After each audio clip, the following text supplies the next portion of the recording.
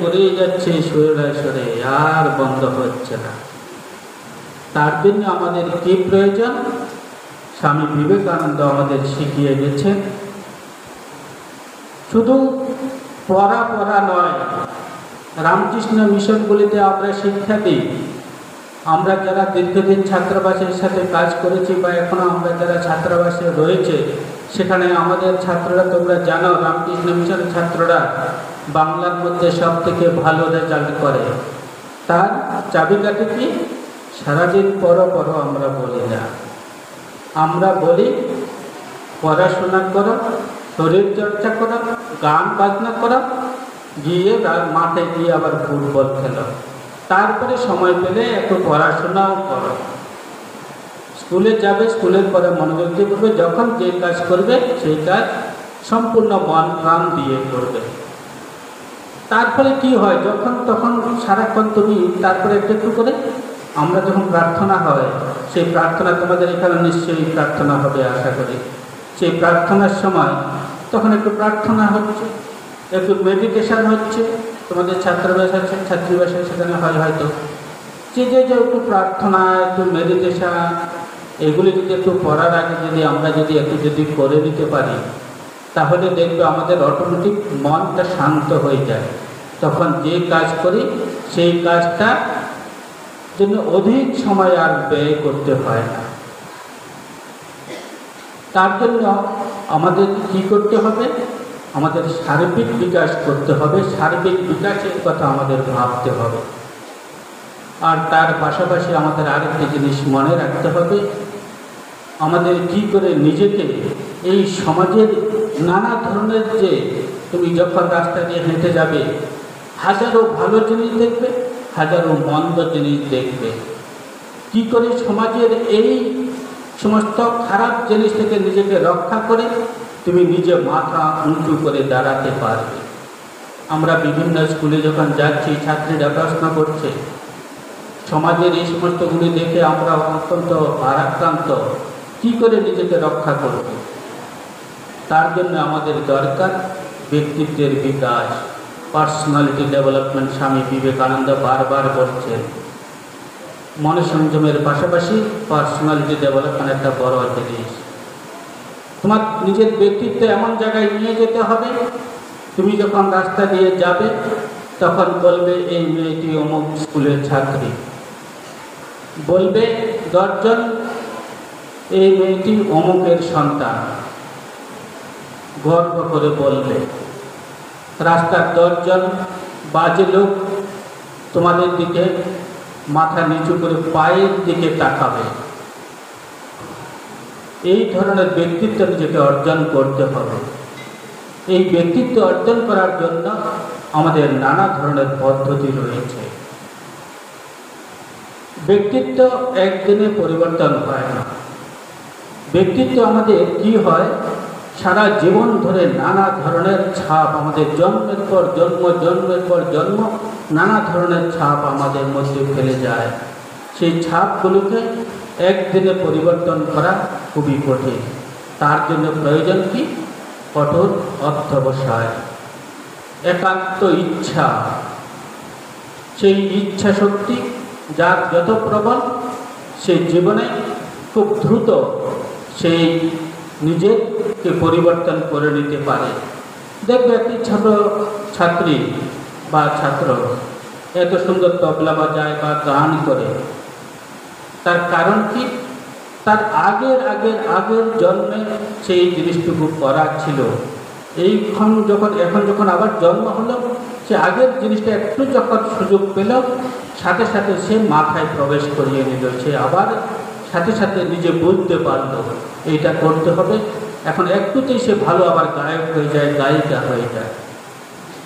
ঠিক তেমনি আমাদের নিজেদের পরিবর্তন করার জন্য আমাদের যে এইটা ভালো সংস্কার, খারাপ অনেক সংস্কার থাকে, সেই খারাপ সংস্কারগুলি আমাদের ত্যাগ করার জন্য আমাদের কী করতে হয়? আমাদের প্রবল ইচ্ছা প্রয়োজন। এই প্রবল ইচ্ছা কেমন প্রয়োজন? সমুদ্রে যখন ঢেউ আসে তখন বালি পুরো সমান হয়ে যায়,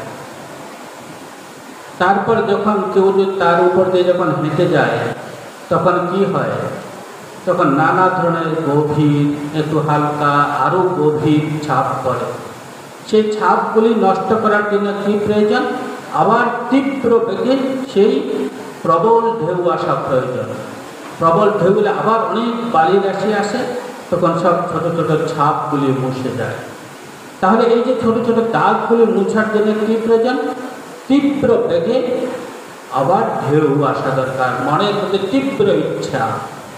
স্বামী বিবেকানন্দ বলছেন এই তীব্র ইচ্ছা যখন আমাদের আসবে তখন আমাদের পার্সোনালিটি এমন জায়গায় গিয়ে দাঁড়াবে, তখন আমাদের দিকে কেউ আর মাথা উঁচু করে তাকাতে ভয় পাবে। দেখবে এমন একটা ছাত্র হয়তো 6-এ যখন ছিল মাত্র 30% পেত, আবার যখন সে যখন উপরের ক্লাসে গেল এমন ভালো রেজাল্ট করতে শুরু করলো হঠাৎ করে। কীভাবে সম্ভব? তীব্র ইচ্ছা। সে তার আগেরগুলি সব ছাপিয়ে গেল। তার জন্য আমাদের এই ব্যক্তিত্বের বিকাশের জন্য কী করতে হবে? অত্যন্ত আবেগপ্রবণ হওয়া যাবে না। আমরা একটুতেই ভেঙে পড়ি, একটুতেই আবার আনন্দিত হয়ে যাই, বা একটু কোনোরকম যদি একবার 90 পাওয়া যায়, বা কী যে পেয়ে গেলাম, অনেক পেয়ে গেছি, নিজেকে হারিয়ে ফেললাম। এর পরের পরীক্ষায় দেখা গেল মার্কস কমতে শুরু করলো। আবার যখন খারাপ মার্কস পেল, অনেকেই মাধ্যমিক রেজাল্ট আউট হলো, দেখা গেল কি 1-2জন হয়তো সুইসাইডই করে দিলেন। তার মানে অত্যন্ত আবেগপ্রবণ। এটা হওয়া যাবে না। গীতায় তার জন্য বলা হচ্ছে, অর্জুন শ্রীকৃষ্ণকে প্রশ্ন করছে, স্থিতপ্রজ্ঞস্য কা ভাষা, স্থিতপ্রজ্ঞের লক্ষণ কি? তখন অর্জুন বলছে, সুখে দুঃখে সমকৃত লাভালাভ। তখন শ্রীকৃষ্ণ বলছেন, সুখে দুঃখে সমকৃত লাভালাভ জয়া জয়। সুখ দুঃখ লাভ অলাভ সব কিছুতেই সমকৃত, সমানভাবে থাকতে হবে। একটুতেই খুব আনন্দিত হয়ে গেলাম, আবার একটুতেই একদম বিহ্বল হয়ে কান্নায় কাটিতে পুরো গ্রামের সবাইকে জড়ো করে দিলাম, তাহলে চলবে না। এই প্রবল ইচ্ছা শক্তি আমাদের সাথে সাথে এই আবেগপ্রবণতা অত্যন্ত আমাদের ক্ষতি করে। বেশি আবেগপ্রবণ হওয়া যাবে না। সিদ্ধান্তে অবিচল থাকতে হবে। অনেক সময় অনেকে দেখা যায় যখন একাদশ শ্রেণীতে আসে, একবার বলে সায়েন্সে পড়বে, একবার বলে আর্টসে পড়বে, একবার কমার্সে পড়বে। এই যে বারবার সিদ্ধান্ত চেঞ্জ করছে, যে কোনো কাজে যে কোনো সময় বারবার সিদ্ধান্ত চেঞ্জ করলে তখন তার কি হয়? শুধু এক একটা করে ইয়ার লস হয়, বছর লস হয়। তার জন্য কী করতে হবে? সিদ্ধান্তে অবিচল থাকতে হবে। যেটা করবে ভাবলে তা ধীর স্থির শক্তভাবে ধরতে হবে। বারবার পরিবর্তন করলে হবে না। বারবার পরিবর্তন করলে কি হবে? তোমার তখন শুধু প্রত্যেকটা কাজেই তোমার অসফলতা আসতে থাকবে। তারপর মনকে ধীর স্থির শান্ত রাখতে হবে।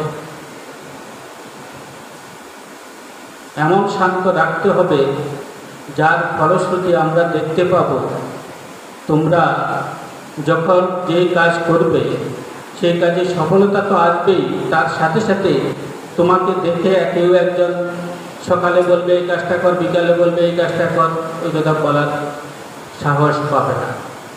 নিজের ইচ্ছায় কিছু একটা দান করতে হবে। স্বামী বিবেকানন্দ বলছেন, নিজের ইচ্ছায় যদি দান তোমরা যদি না করো, তাহলে কি হবে? নিজের ইচ্ছায় দান না করলে ঈশ্বর তোমার কাছ থেকে কেড়ে নিয়ে নেবেন। একটা সময় এগুলো সব স্বামীজির কর্মযোগে রয়েছে। একটা সময় না একটা সময় আসবে, ঈশ্বর তোমার কাছ থেকে কেড়ে নেবে। অনেকেই দেখবে লক্ষ লক্ষ কোটি কোটি টাকা জমায়, তারপর এমন একটা অবস্থা আসে সবটা একবারেই সব কেড়ে নিচ্ছে ঈশ্বর। তার উদাহরণ ভুরি ভুরি প্রতিটা মুহূর্ত তোমরা সমাজে দেখতে পাচ্ছ। তার জন্য যতটা পাচ্ছ, যতটা নিজে পরিশ্রম করে রোজগার করছ, নিজের যতটা সামর্থ্য আছে ততটাই রোজগার করবে। তারপরে তার থেকে একটা অংশ তোমার সমাজের জন্য। ভগবান তোমাকে হাত, পা, নাক, কান, চোখ দিয়েছে, আর তুমি ভগবানের জন্য বা তার সৃষ্টি এই জগতের জন্য কিছু করবে না, তা তো হতে পারে না। আর তুমি যদি না করতেও পারো, না করেও থাকো, তাহলে কি হবে? ভগবান তোমার থেকে একটা সময় হঠাৎ করে এমন একটা গ্রাস মারবে, এসে সব কেড়ে নিয়ে চলে যাবে। তার জন্য স্বেচ্ছায় দান করতে হবে। এই সমস্ত জিনিসগুলি, ছোট ছোট ছোট ছোট জিনিসগুলি আমরা যদি পালন করি, দুর্বলতা পরিহার করতে হবে, নিজেকে শক্ত সবল করতে হবে। শক্ত সবল দুই প্রকারের, এক মানসিক আর এক শারীরিক। শরীরটাকে শক্ত সবল যদি না করো, তাহলে দুদিন পর পর একটা একটা করে রোগ হবে, আর কোনো না পারবে ভালো লেখাপড়া করতে, না পারবে ভালো কোনো কাজ করতে, না মনে শান্তি থাকবে, না শরীরে শান্তি। তার জন্য শরীর চর্চা করতে হবে। আবার শুধু শরীরের জোর না, মনেরও জোর রাখতে হবে।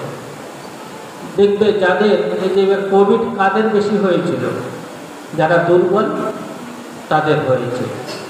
তার জন্য এই এমন প্রত্যেকটা সমাজে যারা দুর্বল, সামাজিক ক্ষেত্রে, মানসিক ক্ষেত্রে, তাদের দেখবে নানা ধরনের বাধা বিপত্তির সম্মুখীন প্রতি মুহূর্তে হতে পারে। তার জন্য আমাদের কী করতে হবে? দুর্বলতা ত্যাগ করতে হবে। শারীরিক এবং মানসিক সর্বপ্রকারের দুর্বলতা ত্যাগ করতে হবে। যাই হোক, আমার বক্তব্য আর দীর্ঘায়িত করছি না, আমার বক্তব্য এখানেই শেষ করলাম। তোমাদের সকলকে অনেক অনেক ধন্যবাদ।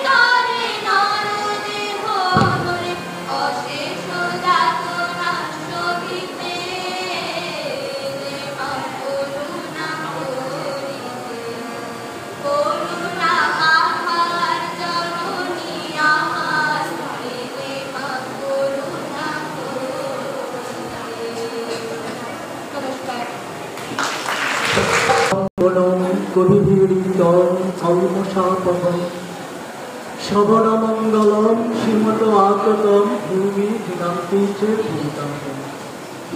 জননী শারদাং দেবী রামকৃষ্ণং জগদ্গুরু পাদপদ্মে তয়োষিত্বা প্রণমামি মুহূর্তগুরু। নমঃ শ্রী জ্যোতিরাজায় বিবেকানন্দ সূরয়ে সচ্চিৎ সুখ স্বরূপায় শান্তে তাপমায়। পরম পূজ্যপাদ শ্রীমৎ স্বামী অমরূপানন্দজি মহারাজ, সহ সম্পাদক তমলুক রামকৃষ্ণ মিশন, সুমনাদি এই বিদ্যালয়ের প্রধান শিক্ষিকা, তাকেও আমার তরফ থেকে আমি বিনম্র শ্রদ্ধা নিবেদন করি। আমার শ্রদ্ধাভাজনীয় আচার্যবৃন্দা যারা শিক্ষিকা আছেন তাদেরকেও আমি আমার তরফ থেকে আমি শ্রদ্ধা নিবেদন করি।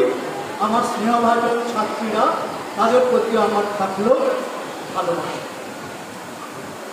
আমাদের এই মূল্যবোধ শিক্ষা তোমাদের মতো পূর্ব পশ্চিম মেদিনীপুর মিলে প্রায় 24-25টি স্কুল অংশগ্রহণ করে।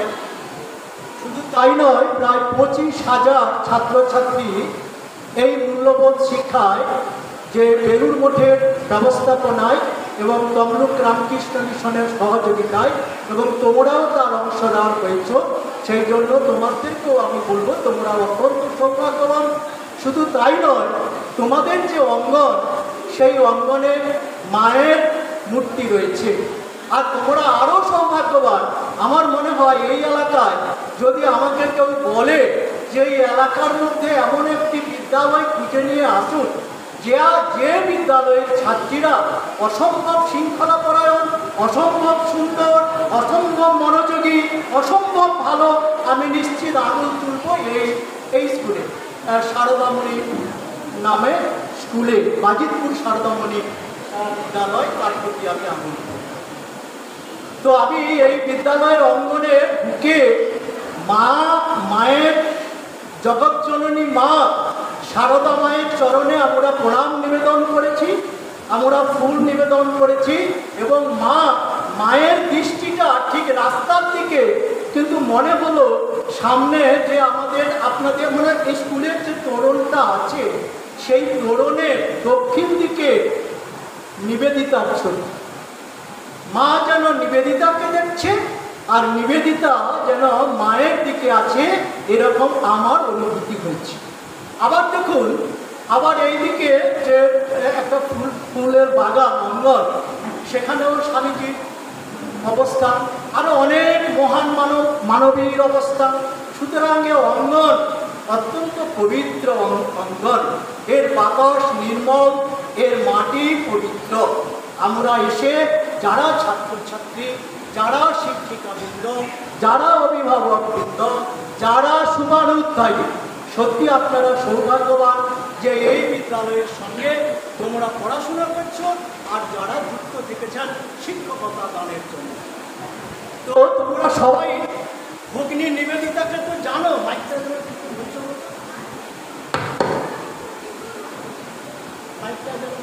তাহলে সেটা রাখো।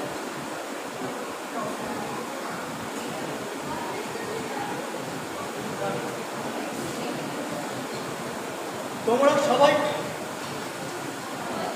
সবাই ভগ্নী নিবেদিতাকে জানো? সবাই? মার্গারেট এলিজাবেথ নোবেল, তাই তো? সে চলে এসেছিলেন ভারতবর্ষে স্বামী বিবেকানন্দের আহ্বানে, তাই তো? স্বামী বিবেকানন্দ আহ্বান। যখন উনি আসেন তখন উনি ইংল্যান্ডের হেডমিস্ট্রেস, স্কুলের হেডমিস্ট্রেস। শুধু তাই নয়, নিজের দুটো স্কুল। শুধু তাই নয়, ভালো লেখিকা, ভালো সাংবাদিক,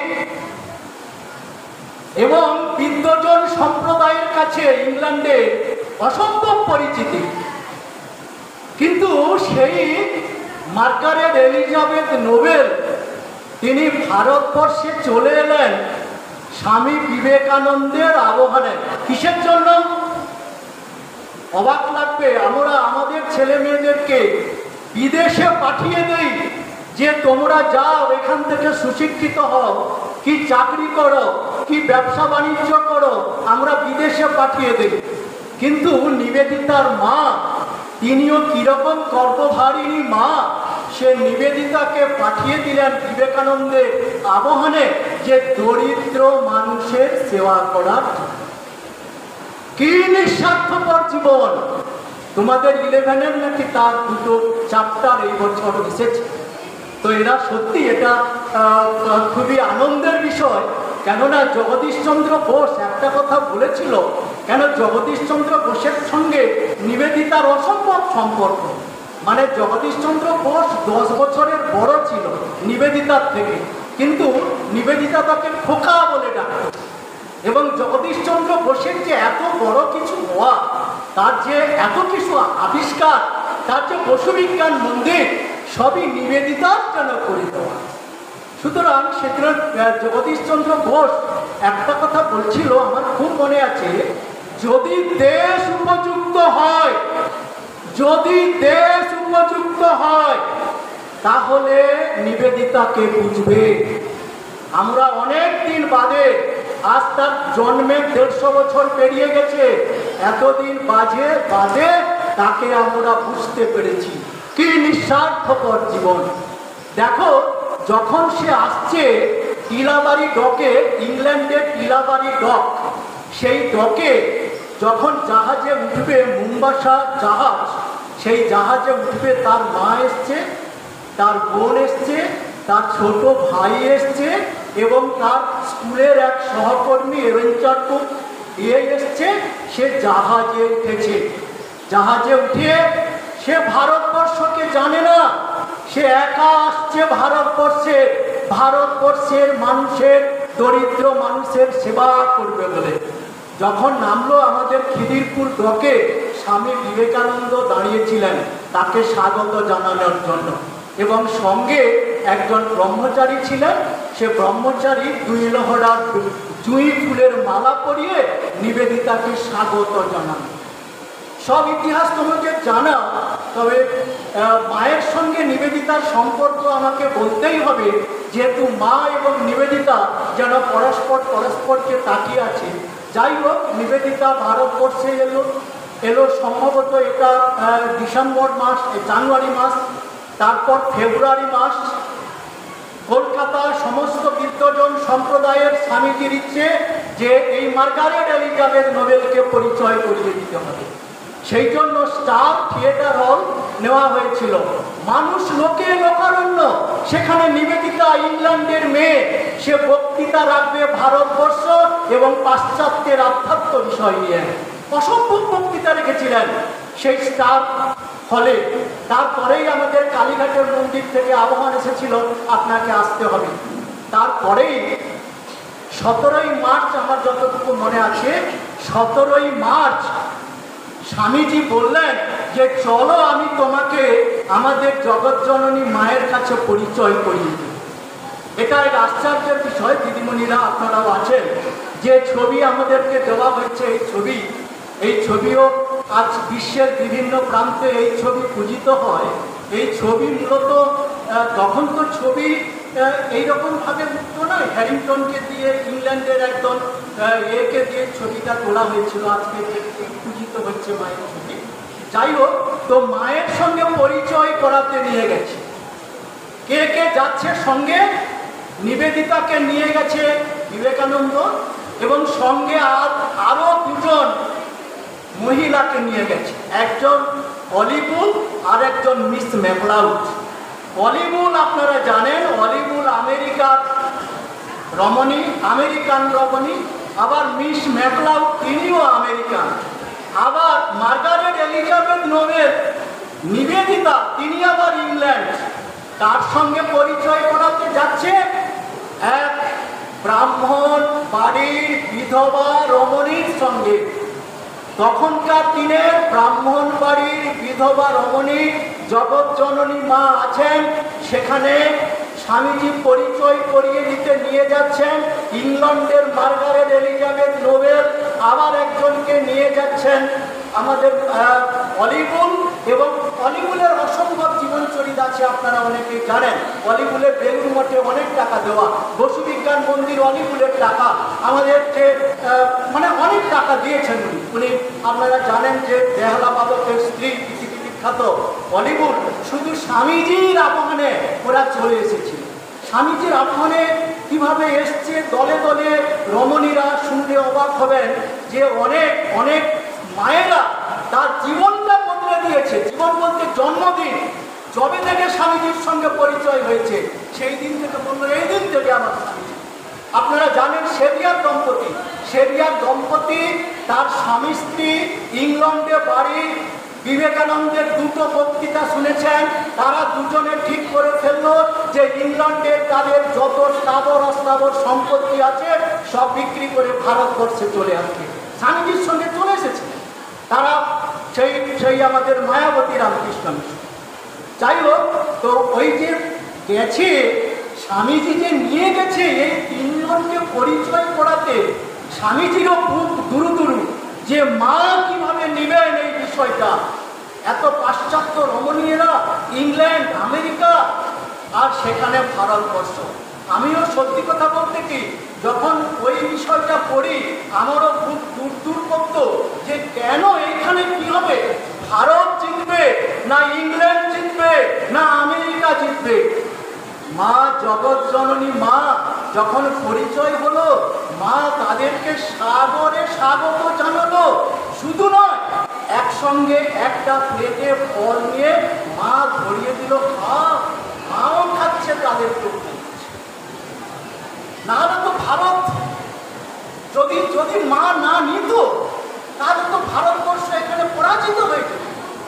সুতরাং মা যে কি জিনিস, এই যে ছবিটা ওই যে অলিপুল বলছি, অলিপুল চাইতো যে মায়ের ছবিটা সে আমেরিকা নিয়ে যায়। তো তখন তো ছবি তোলাতে তো সহজ না। মায়ের মুখ কেউ কোনোদিন দেখেনি, আমরা দেখছি। আমি যতটুকু শুনেছি যে পড়েছি, বিবেকানন্দ মায়ের মুখ কোনদিন দেখেনি। যখন মায়ের সঙ্গে কোনো কথা হয়েছে মা তো ঘন্টা দিয়ে থাকতেন, পদযুগলের দিকে তাকিয়ে স্বামীজি সমস্ত তার যে সিদ্ধান্ত তার শিরোধার্য করতেন। আমি আবার শুনেছি শঙ্করী প্রসাদ বসুর এতে লেখা যে ঠাকুরও নাকি দেখেনি। আমি জানি না এটা কতটা কি, তবে শঙ্করী প্রসাদ এতে আমি পড়েছি বিষয়টা যে ঠাকুরও পড়েনি। যাই হোক, তো সেই হ্যারিংটনকে নিয়ে এসছে, নিবেদিতা নিয়ে এসছে ছবিটা তুলবে। সেই ছবি মা তো রাজি হয়নি, মাকে বলেছে দেখো অলিপুল নিয়ে যাবে, আমেরিকা চলে যাবে, একটা ছবি নিয়ে যাবে, সেখানে নিয়ে গিয়ে আপনার ছবি পুজো করবে, আপনি একটা ছবি তুলতে দিন। সেই জন্য মায়ের ছবিটা যে ছবিটা পূজিত হচ্ছে এখন চারদিকে, তো সেই ছবিটা তুলতে এসছে হ্যারিংটন, একটা মানে ইংরেজ ফটোগ্রাফার এসছেন। তো মা তো ঘন্টা দিয়ে আসছে, অলিপুল আছেন, মিস ম্যাকলাউড আছেন, স্বামীজি নেই। তো সেখানে একটা দিয়ে টপ দিয়ে সাজানো হয়েছে। তো মা কিছুতেই আর ঘন্টা তুলছে না, অনেকক্ষণ হয়ে গেছে। তখনই মা যখন বলছে কি হলো, একটু মুখটা উপরের দিকে করে বলছে শেষের দিকে যে কি হলো, যখনই বলছে তখনই একজন ওই ছবিটা তুলছে। তো সেই ছবি আমরা পেয়েছি। তো এটা আমার আজকের যেন মায়ের এর থেকে বলতে ইচ্ছে করছিল যে ছবি আমরা আজকে পাচ্ছি এই পূজিত হচ্ছে, সেটা মায়ের ছবিটা এইরকম। আরেকটা ছবি আছে নিবেদিতার সঙ্গে, সেই ছবিটা নিয়ে একটু অনেক প্রায় 1952 সালের ঘটনা, যখন শঙ্করী প্রসাদ বসু ফিরছেন থেকে, তখনই করছিলেন যে একটা জায়গায় ইংল্যান্ডের একটা জায়গায় নেগেটিভটা পেয়েছি। তো তার আগে কিন্তু কেউ এতে দেখেছি যে মায়ের ছবি এবং নিবেদিতার ছবি দুটোকে নেগেটিভকে একসঙ্গে করে এই ছবিটা তৈরি করা হয়েছিল। এখনো কেউ এরকম বলে। যাই হোক, আমি বলছি যে মা এবং নিবেদিতা এই ছবি যেন আপনাদের অঙ্গনে ঢুকলেই ডান দিকে পরস্পরের দিকে আছে, সত্যি এটা খুবই ভালো লেগেছে। সেই জন্যই আমি খুবই আনন্দিত। তো নিবেদিতা যে স্বামী বিবেকানন্দ তাকে এইখানে দীক্ষা দিবে। দীক্ষা দিয়ে তার তো নাম মার্গারেট এলিজাবেথ হবে, তো দীক্ষা দিবে। তো দীক্ষা দিয়ে বললো যে তুমি ভগবান বুদ্ধের চরণে পুষ্পাঞ্জলি দাও, তুমি গঙ্গায়